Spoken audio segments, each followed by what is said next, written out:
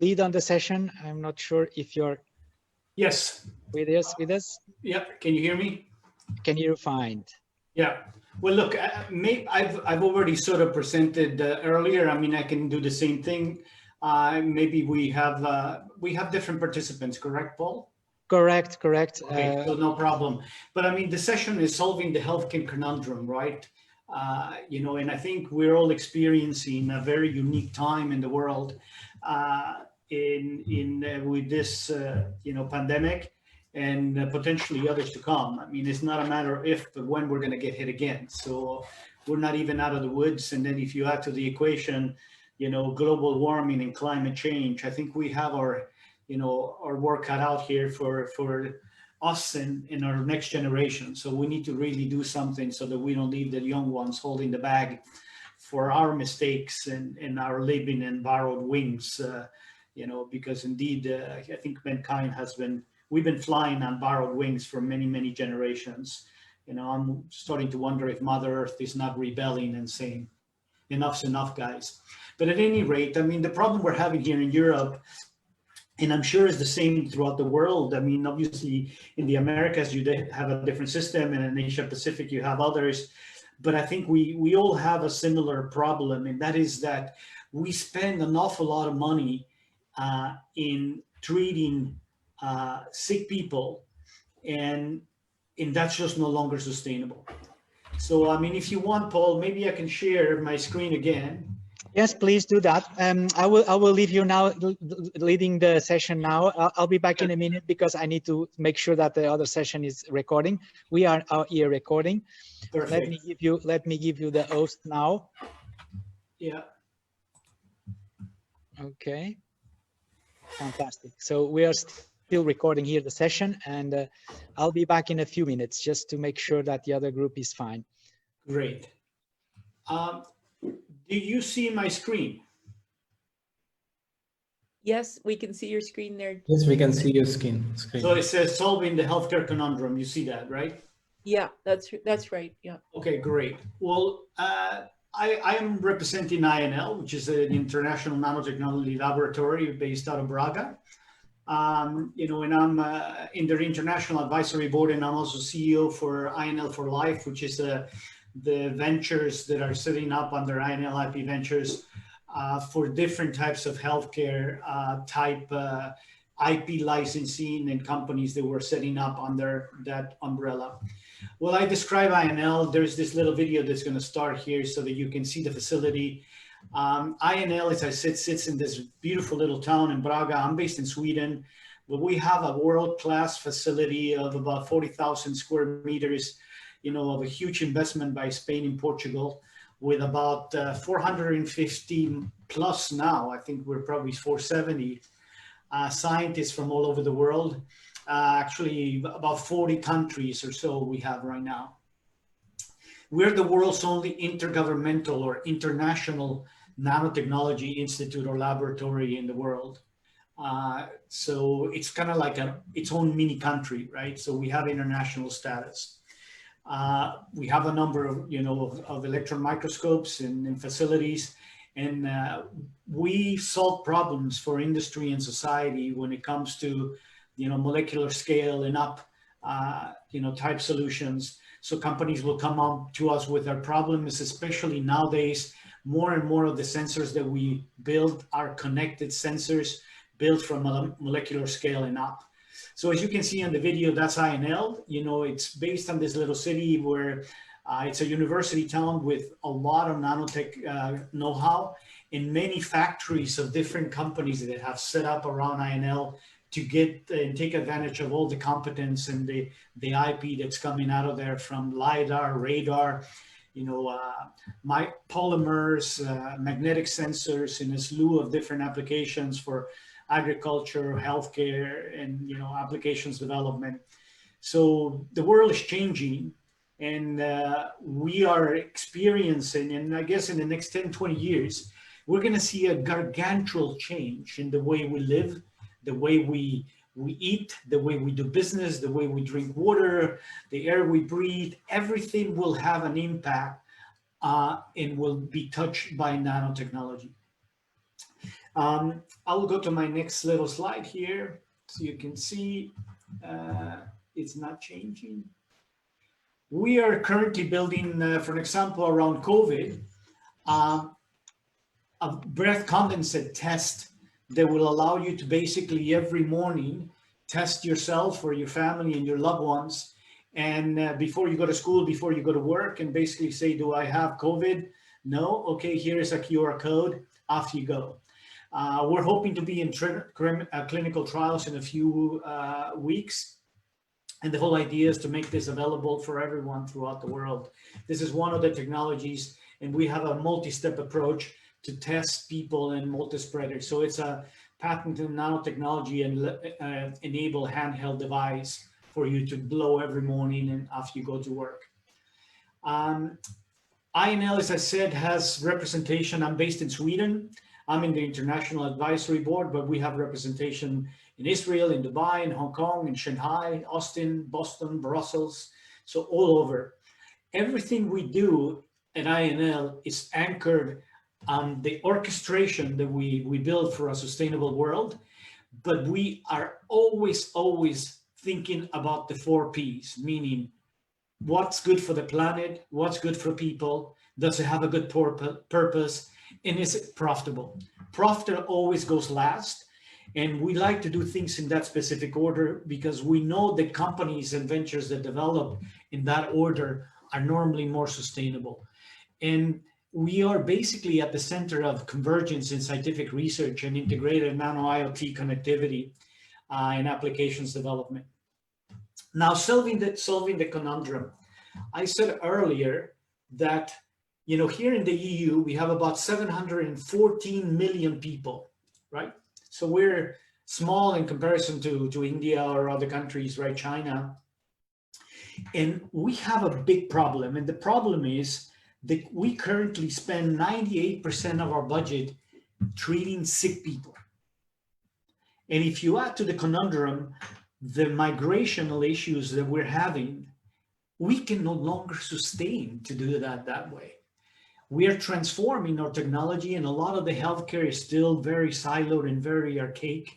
Here in Sweden, in a very developed nation, we still use 97,000 fax machines throughout the country to communicate between hospitals because the hospitals don't communicate with each other.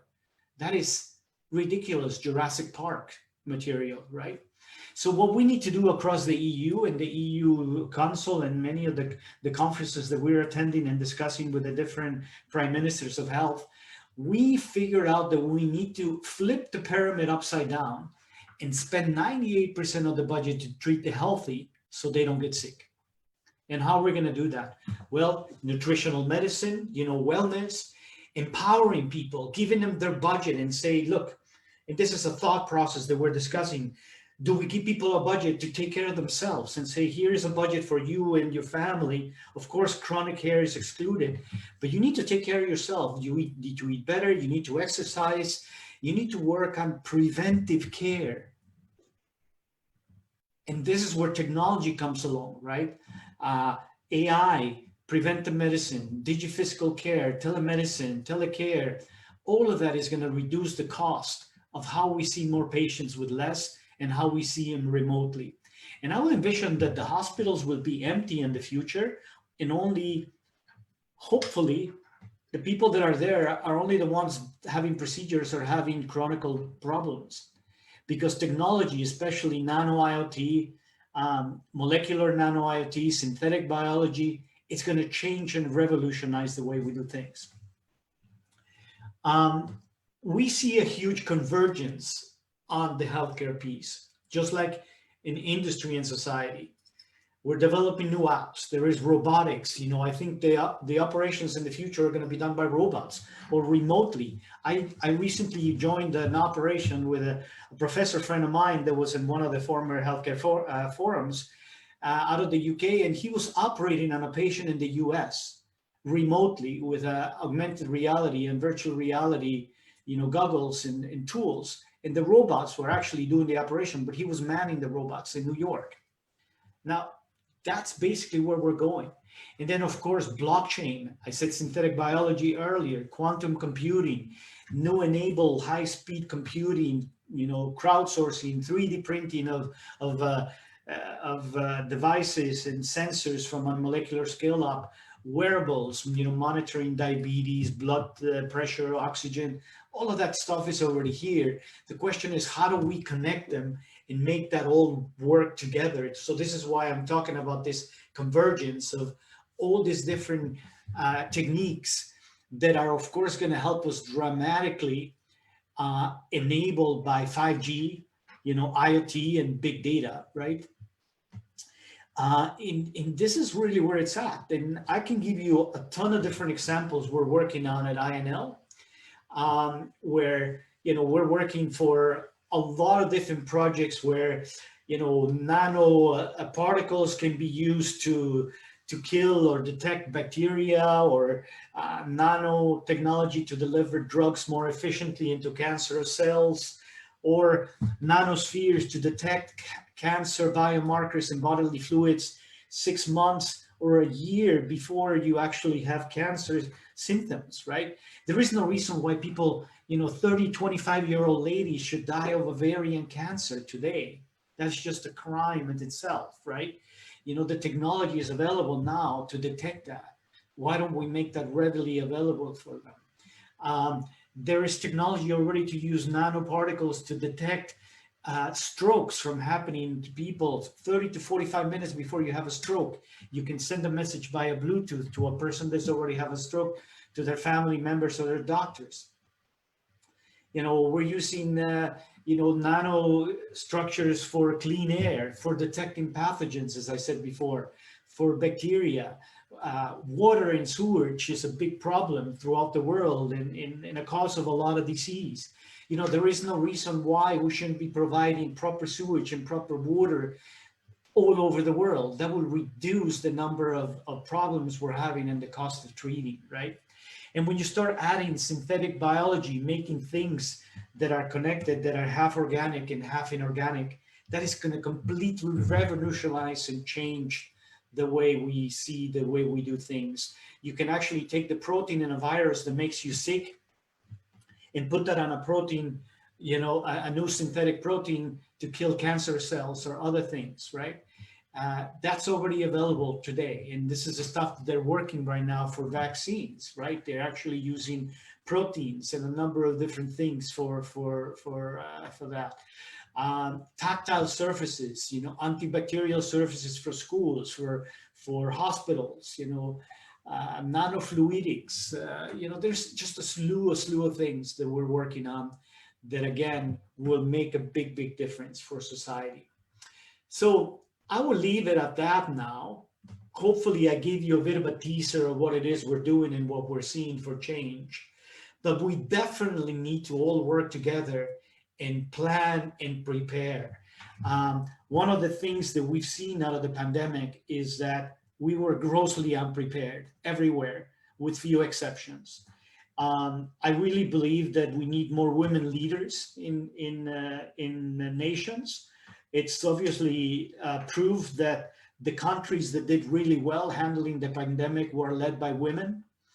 I think that we males are not very good at being leaders. It's proven throughout generations.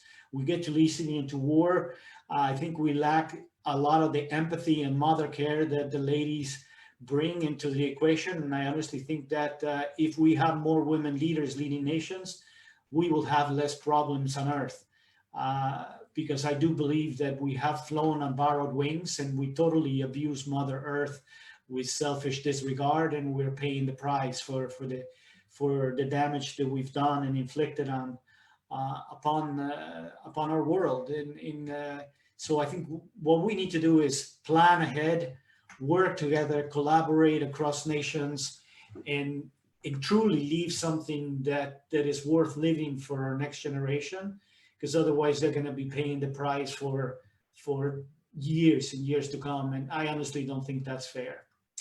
I will open it up for discussion and see what you guys think. I'll stop sharing. Any thoughts or questions or remarks?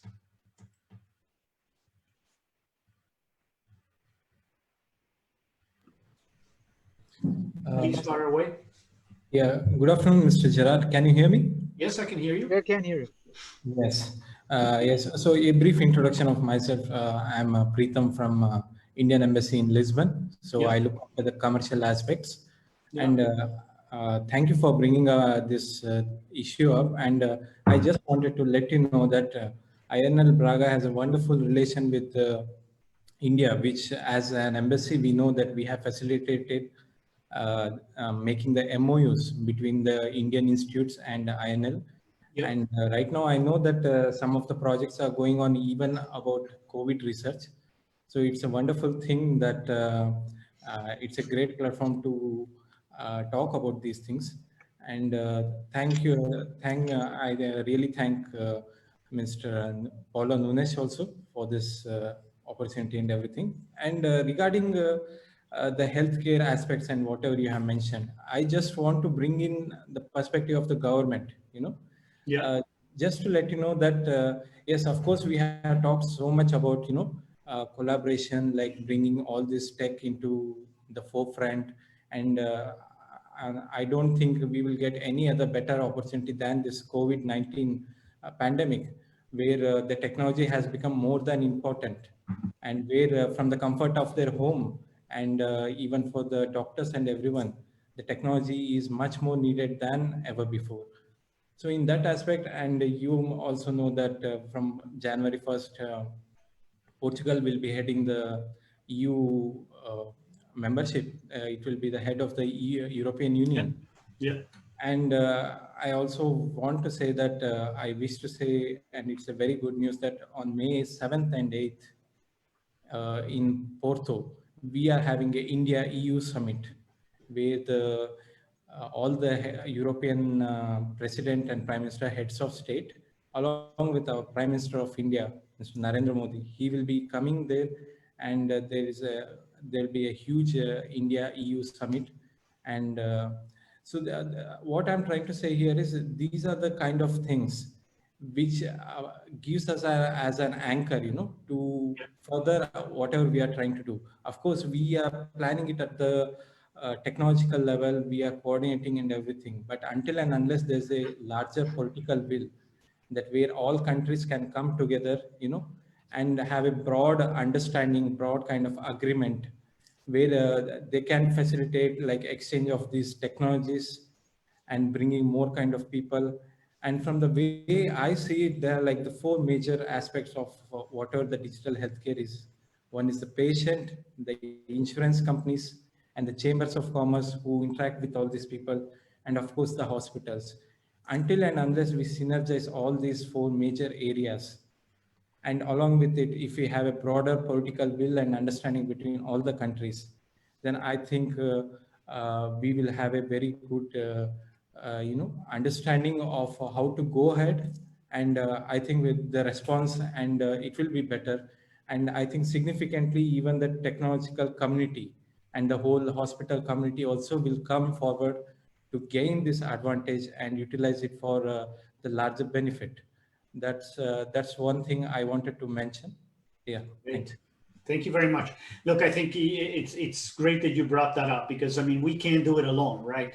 And this is a thing that actually living in Sweden, and if you've been probably watching the press, you understand that I am, and Paul can tell you this. I mean, we've been since the pandemic started and we had the first European Health Data Forum, we raised the question as to what are we going to do next? How are we going to prepare for the next one? What are we doing for the next wave? And we need to have a unified front across the world to mitigate this pandemic, but it's not happening. So the cultural aspects are really a big dynamic. And if you see, I mean, Sweden is the only country in the world that doesn't recommend masks. Our politicians are actually, just recently, they put some restrictions. The only things, the recommendations that we have in Sweden are wash your hands and keep your distance. But if you have a child at home or a relative at home with COVID, you can still, the rest of the family can still go out. That is really stupid. We barely test now. Our death rate is about 8,500, but the government is saying that's less than 6,000. So they're not counting the dead anymore. If you die at home because of COVID, you don't count. So there is a lot of gaslighting because of political selfish reasons. And the cultural aspect is a big, big important thing. And for healthcare, the globe needs to understand that it's a unified cultural aspect that needs to change. So coming together, like, you know, what we will do in Porto, that is extremely important to have a unified approach. Because otherwise, first of all, we won't win on the next pandemic. We will probably lose the battle individually, but we will go on and on. Sorry, Paul. No, sorry, I was just being told about something, but it's fine. Please go ahead. Sorry. Anybody else has any comments? Andy, you know, who else is there? Yeah, I can give an input if you like. Yeah, sure. Interested, certainly with the upcoming, I've just put in the chat with the EU-India summit next year during the Portuguese presidency. I mean, it's timely for us. Yeah. We work for the European Connected Health Alliance, but we have a global presence in terms of our network of our community and our network of ecosystems. So we should hopefully, by the time the Portuguese presidency begins, have launched both our second Portuguese ecosystem. That's great. But also, more importantly, our 50th global ecosystem in India. So we're working now, and we're very, very keen to make links now where we've got them with India, but we're working already now with the George Institute to establish what will be our first Indian ecosystem. And we've got some interesting players and stakeholders who are involved with that. So it's interesting times for us. Wonderful. Great. Anybody else? Manish? I think we have now with us Gerard Miguel Botto from Portugal Ventures. I'm not sure, Miguel. He has prepared something for us right now. Can you hear me? We can hear you, not seeing you. The camera. Yes. I don't know what's happening with the camera. I tried. But maybe if you leave the session and join again. Yeah, that happened to me. Or quit Zoom and then restart Zoom again. Yes. That happened to me earlier. And okay, we are happy I try to hold do the that. space. Okay. Yes, thank you so much, Miguel.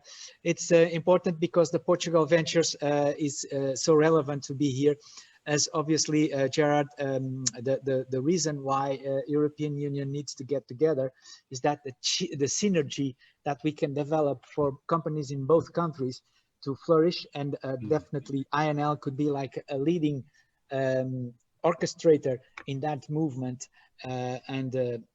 I'm very pleased to know that there's already a number of MOUs established with India government, and the embassy was here as a testimony of that, because the ground is already laid up for that to happen, like a motorway that we want to create on knowledge exchange in mutual benefit, of course.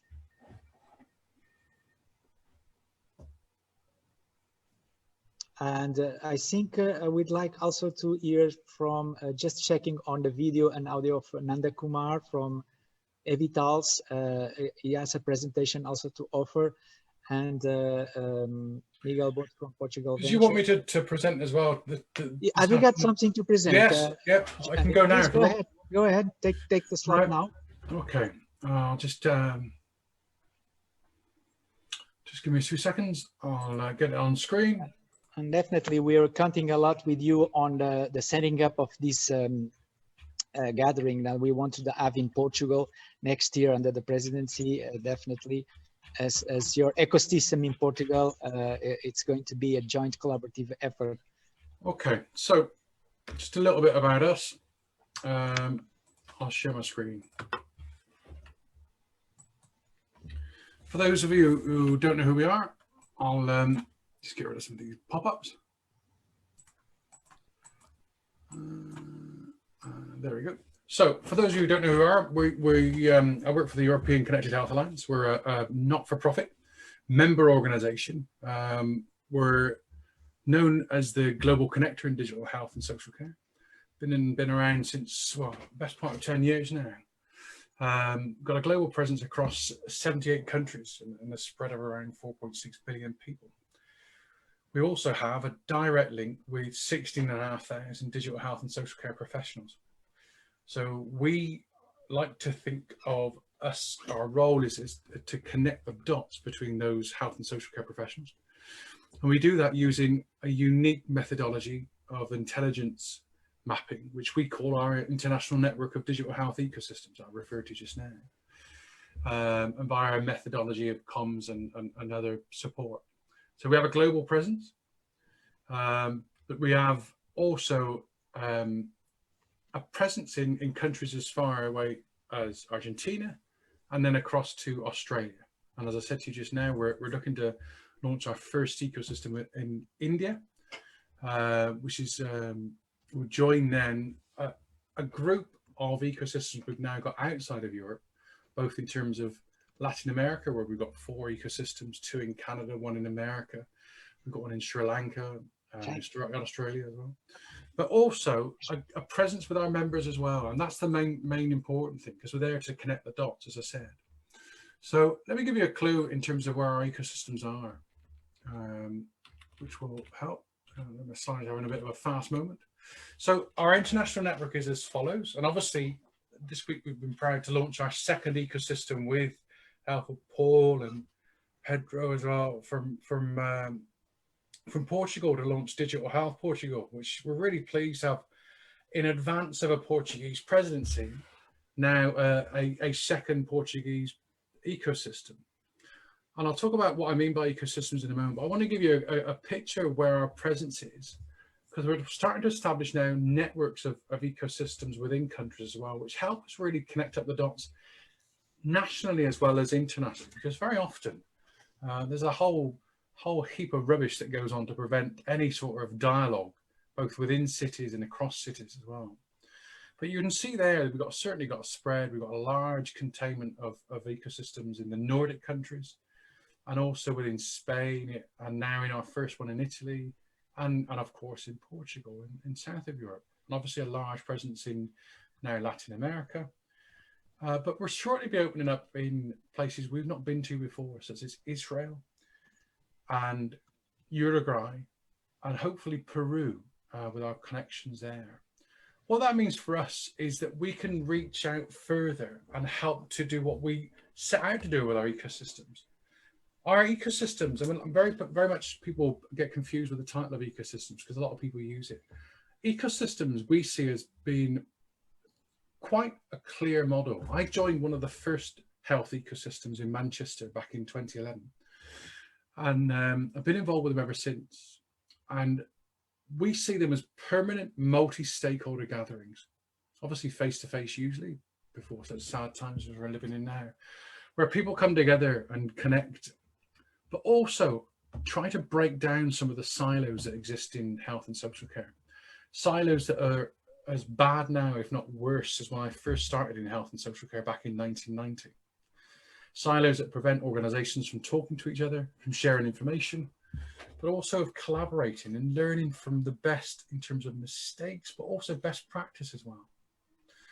But the other thing about breaking down silos is hearing the voices of those people in healthcare who are missing. So in our ecosystems, patients and citizens are at the center, they're right at the heart, because if they're not there, it's a talking shop, because without patient and citizen involvement, most ecosystems fail to pick up on what the real needs are. Our ecosystems also seek to break down and also transform some of the health and social care provision that's happening. So by transforming health and social care delivery, we get to see an enormous economic opportunity instead of an economic burden. All of the countries we work with spend more on health and social care than they do on any one other area, except for a few slightly dodgier places where they like to buy bombs and stuff.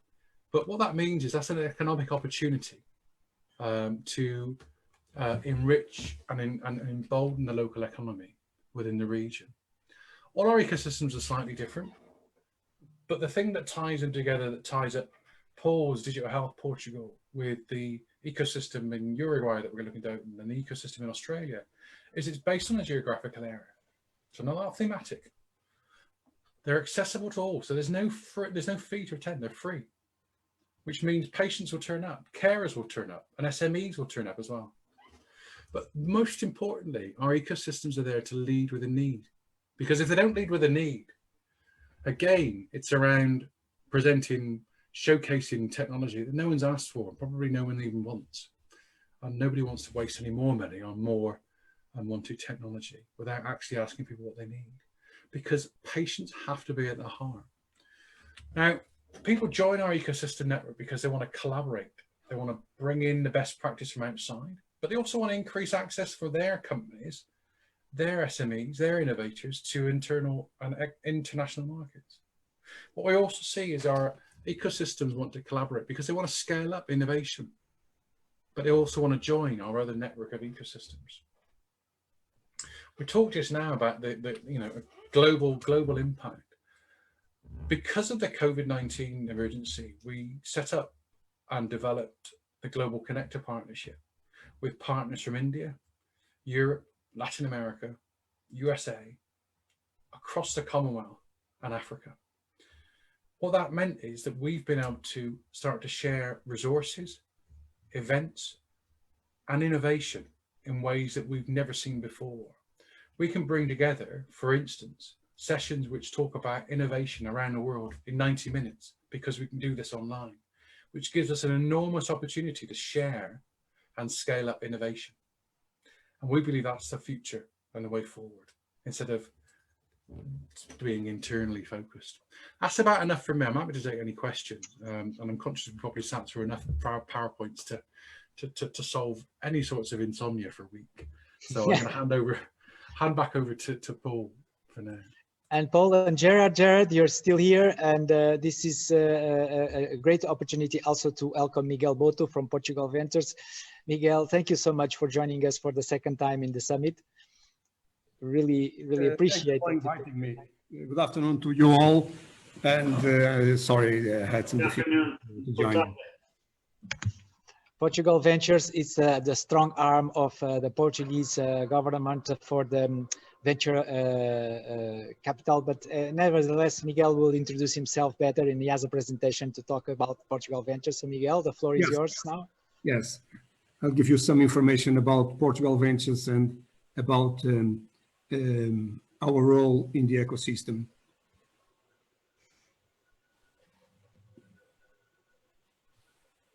I believe you have the image now. Is it okay?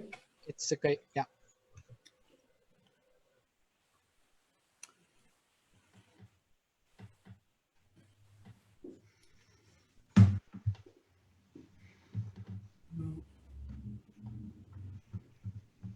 For this.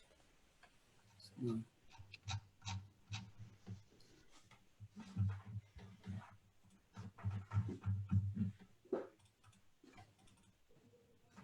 Okay, so I'll talk first about the ecosystem very briefly, and then about Portugal Ventures and its role. First of all, a brief note about the importance of the life sciences ecosystem in Portugal.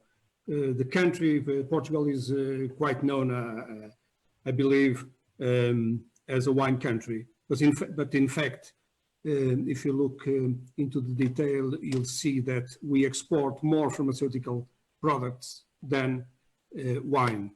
This means something. Why is that so? I believe the country has been investing in the last decades quite strongly in the formation of academics and investigators on this area. And as a result, this is the most relevant area regarding scientific publications in Portugal, and the same we can say about patents, and they have been growing steadily in our country. We rank 8th amongst OECD countries regarding the weight of life sciences patents in the total of those patents. Most patents, as we could expect, are coming from the universities in Lisbon, Porto, and others, but also from important pharmaceutical companies like Bial, which is the #1 by far in the country, regarding patents. Geographically, you'll see that startups, they are mainly around 3 clusters.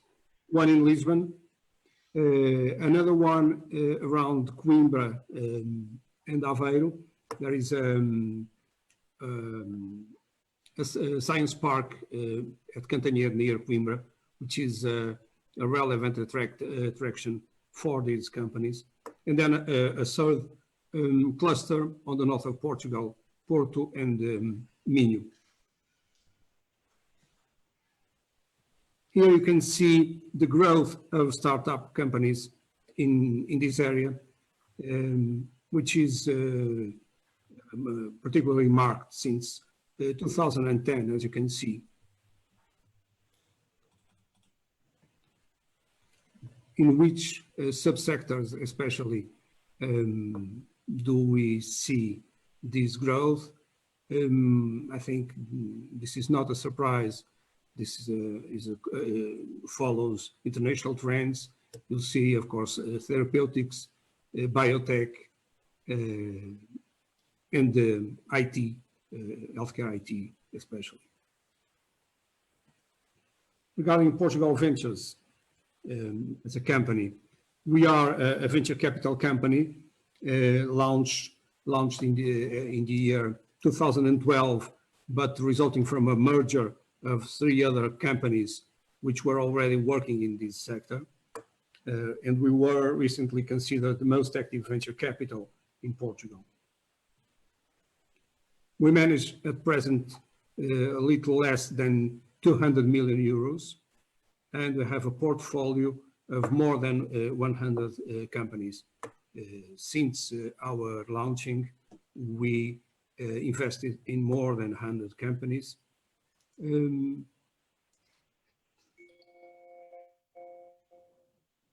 Our focus of investment is in 4 main areas: digital, then life sciences, engineering and manufacturing, and tourism, as due to the importance of this sector in the country.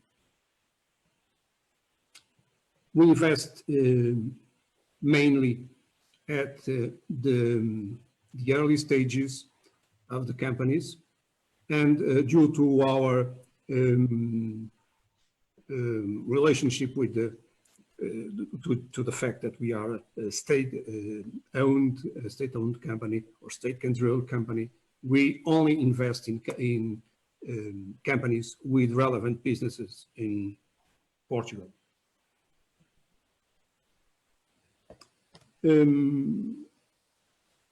Our investment, our first investment is up to 1.25 million euros. We give a big, it's very important for us whenever possible to co-invest. We believe that it is important to have partners because, of course, our aim is to invest in projects that will go global. And of course, for that, it is important to have international partners, on one hand, for the financial reasons, because as you see, we have a very large portfolio and we couldn't aim to support all those companies just by ourselves, but also because of know-how and network and cross-fertilization, I'd say. Our investment is a minority stake, as usual in venture capital, but we are very active in trying to contribute to the success on the development of these companies. So what we try to offer, of course, our network with investors and partners. We try to work very closely, as I referred, with international investors and with the industry, of course. We have been working in venture capital and similar areas for a long time, so we have relevant track record and experience on these businesses. Our team is prepared to help the companies, and so we try to be not silent partners, but on the contrary, smart money for our invested companies. Some data about our background regarding, of course, life sciences now. We have been working, not directly, but one of the companies which were merged into Portugal Ventures, as I referred.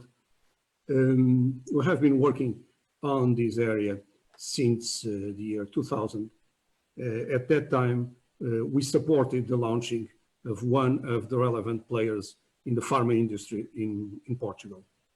We launched the first VC fund specific for life sciences in 2011.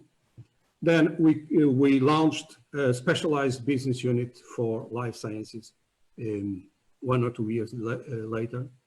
And as I referred, we have been working as close as possible with the industry and the venture capitalists, both in Portugal and abroad.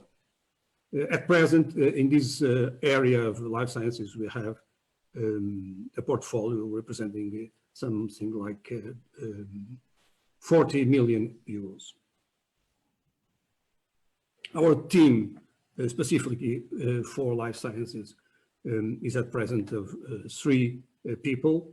Myself, I have been working in venture capital and life sciences for something like about 25 years, and working hands-on with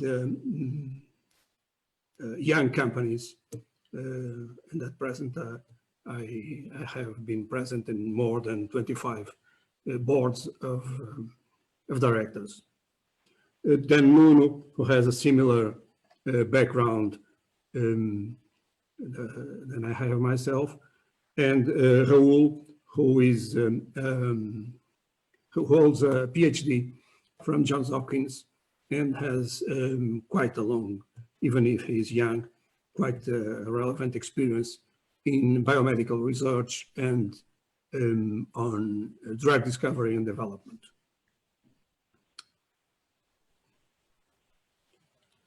Which sectors do we invest in when we talk broadly about life sciences? We invest in therapeutics, diagnostics, medtech, and digital health. As I referred, our focus is on the seed stages. This is because those are the more difficult stages or the more risky stages for an investor. And so our mission is exactly to try to ignite the ecosystem, making these investments a bit more risky. So we lead the investment at the seed stage, and we expect to have other investors to lead the further rounds. Of course, as I referred, we consider always very important, whenever possible, to syndicate investments with other players. So, just to complete, what do we try to find? What we consider key issues in prospective investment in this area in life sciences. First of all, the existence of disruptive technology or science. As a venture capitalist, we invest in projects, companies that have the potential to be a global success. And of course, for that, in this sector, you must have a very strong value regarding value proposition regarding science or technology. Then, of course, it's not enough to have the technology. It is essential to have a commercial view. That means that you must present, someone must present us a relevant scientific or technical solution for a relevant problem. Of course, we are not investing in science for science, but for its use and for the commercial success, as I referred. Then, third point important is that the solution the company proposes is defendable. That means difficult to replicate and whenever possible, especially, of course, on the therapeutics and biotechs, to be based on intellectual property. With that, another point, of course, important in any company is the people, to have the right team. I would say that that is one of the difficulties we find at present in Portugal.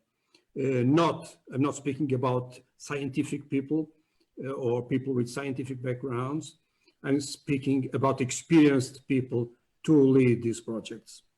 And this is easy to explain when you remind that this ecosystem in Portugal is very young. So almost always people who come to us to start a company, they are doing that or leading a project, an entrepreneurial project for the first time on their lives. So this is a difficulty which we try to overcome, recruiting advisors and non-executive board members for the company from abroad, of course. Then it is important to have the right roadmap, technical and regulatory roadmap.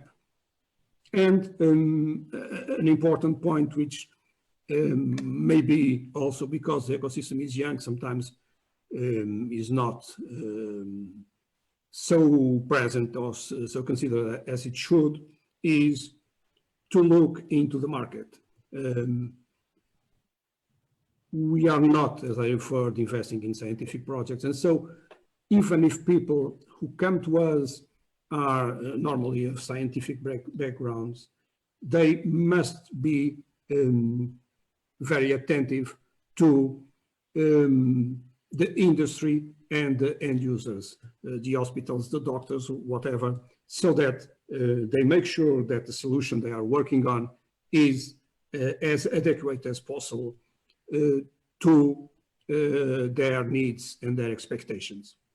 And finally, of course, you will understand this, it's important to be in what the people call very often a hot sector. And this is easy to understand when you take into consideration that you will have to bring other players to the companies, either the industry as a partner or other investors.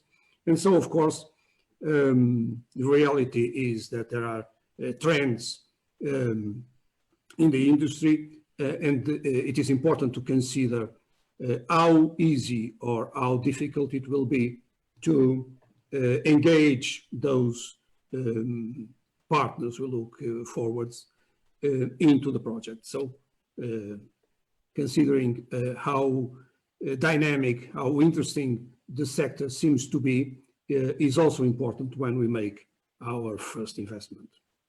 And so I think this is, for the moment, what I would say, presenting very briefly the ecosystem and the way we work into this ecosystem. Thank you so much, Miguel Botto, for this presentation and for the insights about the sector in Portugal.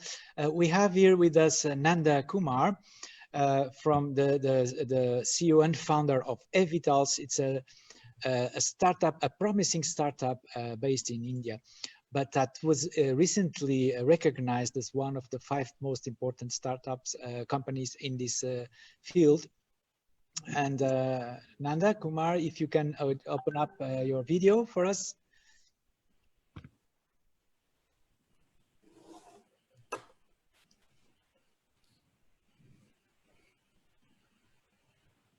Greetings.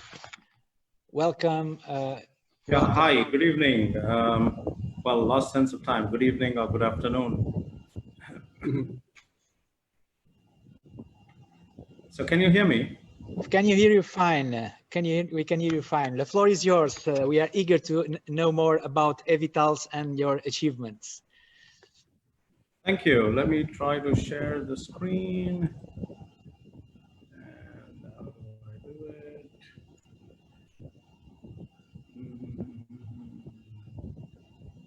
Let me just start the. Okay.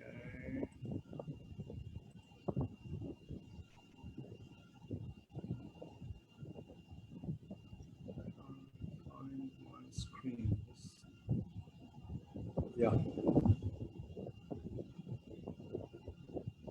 I'll just hold on, right? I'm not able to get my screen. I think this is better.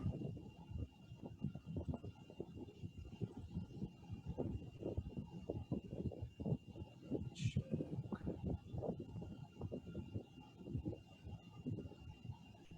I'm trying to get the screen. Where is my screen?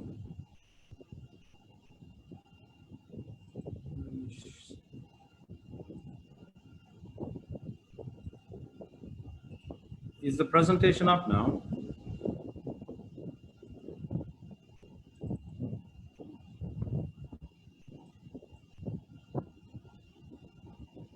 Paulo, your mic is off. Thank you. Maybe you need to stop share these and reshare, selecting the presentation. When you do the share option, it gives you different alternatives, and you can pick up the PowerPoint. Yeah. Or unless you want to share all the screen, you share all your screen and then you open the PowerPoint. But you have to stop share now. Wait, I'm now stuck because it's not even. Don't worry, I stopped sharing you now. Can you start resharing and share the old screen, and then from there you can pick up the PowerPoint. Has it come in now? It's coming now. Yes, now the PowerPoint is here. Thank you. Okay.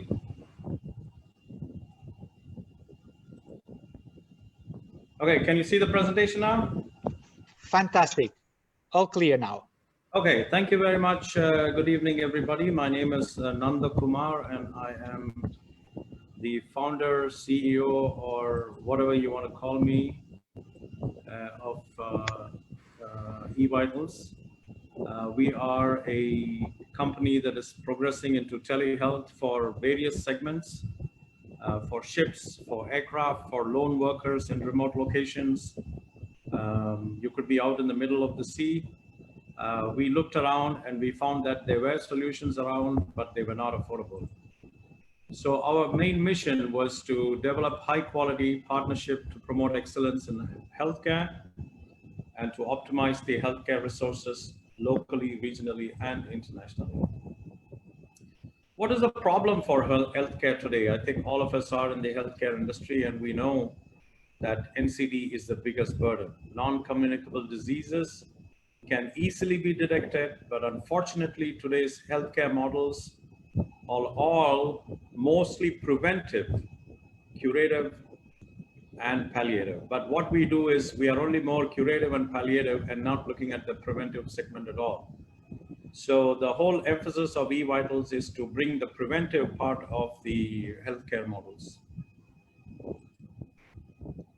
NCDs across the SDGs is about 80%, the statistics that everybody is aware of. And in India, we seem to have a major problem because the country is spending around 1.4% of the GDP, which is eventually we are looking at losses due to NCD of $4.6 trillion. So if a proper NCD profiling plan is put in place, the amount of money that can be saved for the country can be huge. This is again a study by the United Nations where there is a comparative study between the urban-rural divide. 80% of the doctors are in the urban areas with 60% of the hospitals. And it's the rural population sometimes have to travel 30%. 30% of the rural population travel over 30 kilometers to reach healthcare services. So our focus is to kind of bring in a change into the healthcare systems of governments looking at one health record for one person, so that we are looking like a digital health passport from, we call it from birth, from womb to tomb. So from the time you're born to the time you're dead, just one record. So wherever you are, based on your health, digital health data, they should be able to monitor your progressive health from the time you were out of the womb. So the whole idea is that today technology is there to help people come out of this problem. And if we can get the rural population to a hospital, if we can't get them to a hospital, it's time that we took the hospital to the doorstep. And most of the time, rural people do not want to go to the hospital is because it takes 50% of their working time to walk up to a hospital, stand in a queue, and then receive diagnosis. And this is one of the main reasons they put off travel as well, because most of them travel over 30 kilometers. So our vision to address this problem is threefold.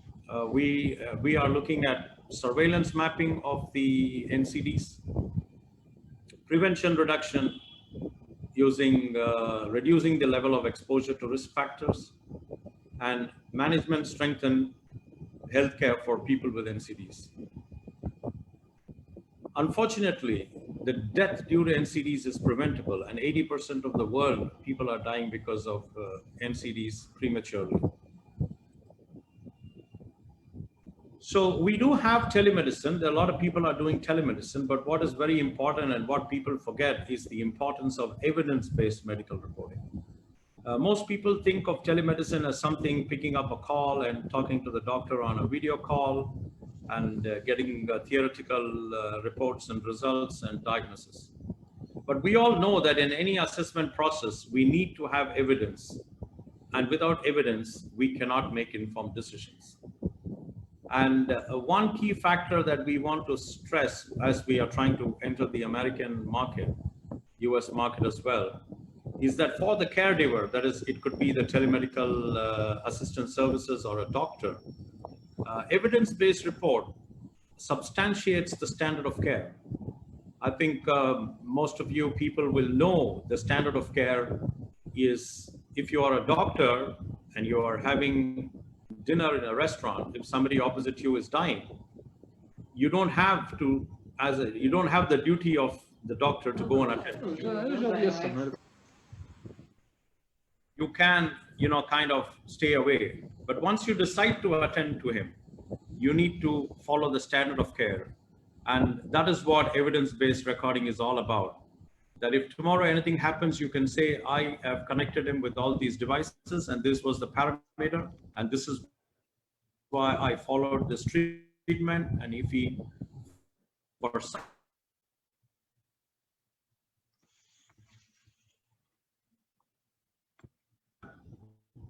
proved that you have maintained the standard of care. And evidence-based recording provides ID and information and validates the medical data. So the need for telehealth is generally for early detection of NCDs, reduction in referring patients to big city hospitals, could actually decrease the number of individuals needing treatment in big city hospitals, and a specialist city doctor chatting with a patient in a rural health setting population. The solution to the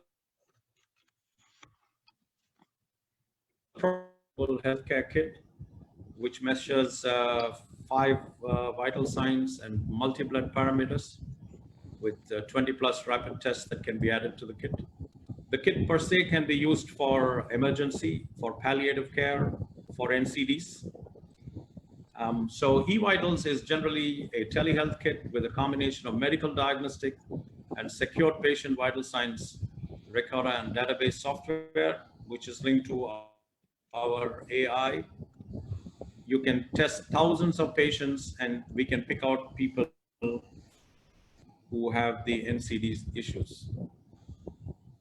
These are the 5 vital signs we monitor and the blood parameters we can monitor, ECG, temperature, blood sugar, uric acid. And in the kit, as depending on the geographic area of testing, we can add in different rapid tests that can also be recorded as proof in our software. This is what we call the Vital Link. It's a kit that connects to an app, which connects to a medical record repository that could be anywhere. And it's a portable solution, real-time, and very high accuracy. So we have 2 variants of the kit. One is a soft luggage version, and the other one is a hard luggage or a rugged version that is used for military or disaster management guys. The devices include an Android tablet. We have an ECG, pulse oxygen, blood pressure, contactless thermometers, multi-blood parameters, and rapid diagnostic tests as required by the customer. What it does is really gather health records in real time, linked into, enhanced by an artificial intelligence built into the software. We have vital signs reminders, critical alert reminders, color code recognition easily for untrained or trained staff who need not be doctors to identify a problem.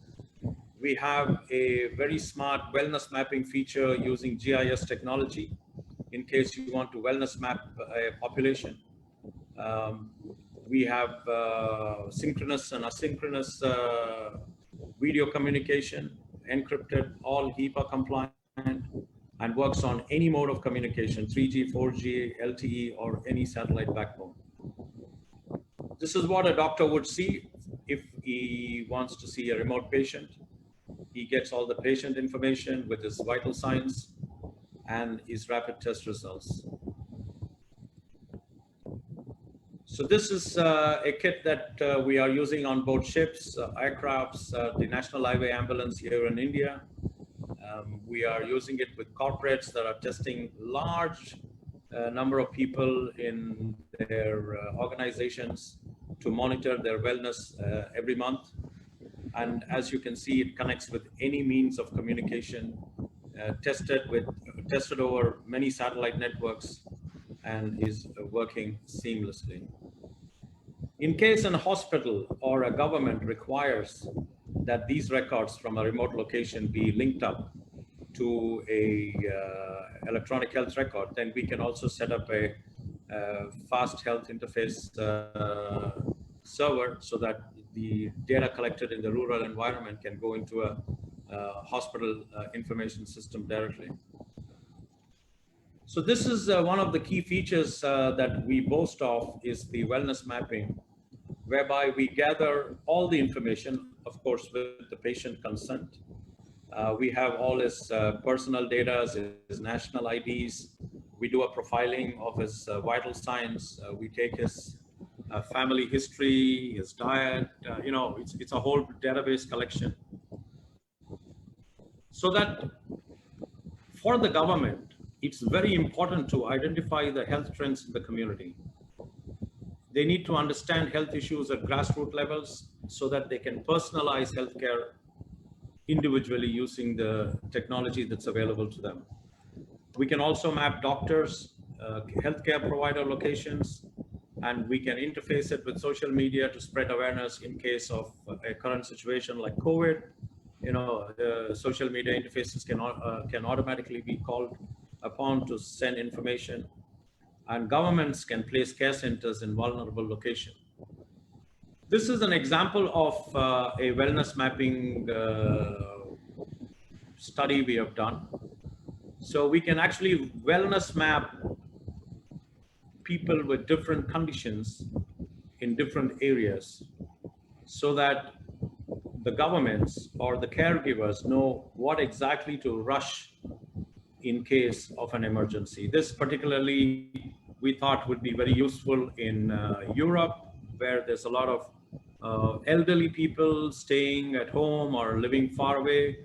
And once we have these wellness mapping done, this is just indicator. We can add on many other things, including cancer risk, pulmonary disorders, accidents, road accidents, so that we can station ambulances or the required healthcare facilities along these areas.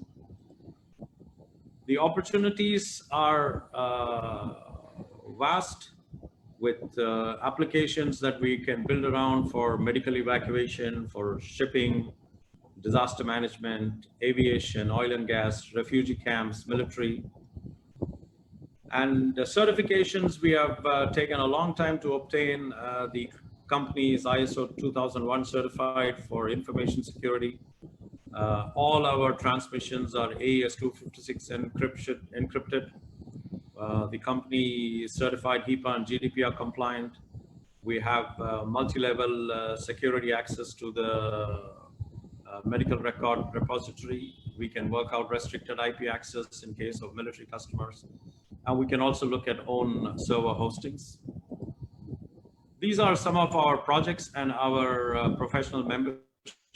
We are proud to be members of the International Maritime Health Association, APECMed, ISTA, the European Medical Association, and some of our prestigious projects. These are the sample projects we have. We have the kids flying on aircrafts of high net worth individuals. We have a Rotary clinic where it's a remote village where there's no doctor. The patients who come in connect to our system. The doctor is sitting in Chennai in the main city hospital, and then advises the patient whether he needs to come to the city or he just can take a local treatment. We have already 8,000 patients registered with over 25,000 vital signs. And the very interesting statistics is we are seeing about 2 to 3% of the people who claim to be healthy require immediate medical assistance because they seem to have comorbidities of more than one issue. These are all the actual photographs from the clinics and camps. We believe we are assigned to the UN as SDGs 3, 8, 9, and 17. We were shortlisted last year for the Commonwealth Digital Health Innovation. And we are very happy that we were categorized as the top 5 emerging patient monitoring solution just a few weeks ago. And that's it to me, that we say healthcare has to be accessible, available, affordable, and accountable. We are looking at healthcare for all. Sorry if it was too commercial a presentation. Nothing at all, Nanda. I think you're the living proof that there is a wealth of opportunities between the India generates certain kinds of healthcare needs that due to COVID and due to the sustainability that we need of healthcare systems here in Europe are becoming so relevant, because I can envision a lot of health regions in Europe where we have accessibility problems like in the Nordic countries or even in Portugal in Alentejo, where the patients will be very happy if they do not need to travel to their hospitals and they can use these kits to supporting them. So that's the goal of the EU-India Mashup Day. Thank you so much, Nanda, for your presentation. And now with us, we have already Luís Góes Pinheiro, also Gerard de Bourbon from INL, which is going to do the English closing, and then we'll translate for the Portuguese closing. So also Miguel Botto from Portugal Ventures maybe can stay for the Portuguese closing, and as well as Ricardo Luz from GES-Luz. We were with the session leader from the parallel session that we have with the Investors Mashup. Maybe Ricardo and Miguel Botto can stay for the Portuguese closing with Luís Góes Pinheiro, and Gerard now and Preetham, please, from the India Embassy, YouTube, to have the English closing, and then we transition for the Portuguese closing, if that's okay by you of us. Very close sentences for the final words in this global hybrid summit that I appreciate so much your time and your presence here with us. Thank you so much. Yeah. Well, I guess when I say first, thank you to you, Paul, for the organization of this great event. I'm really been happy with the level of presentations and the dialogue we've had. And you know, I just reflect and go back to what I said earlier, that we need to be a unified front in when it comes to whether it's fighting a pandemic or taking care of the health needs for the globe.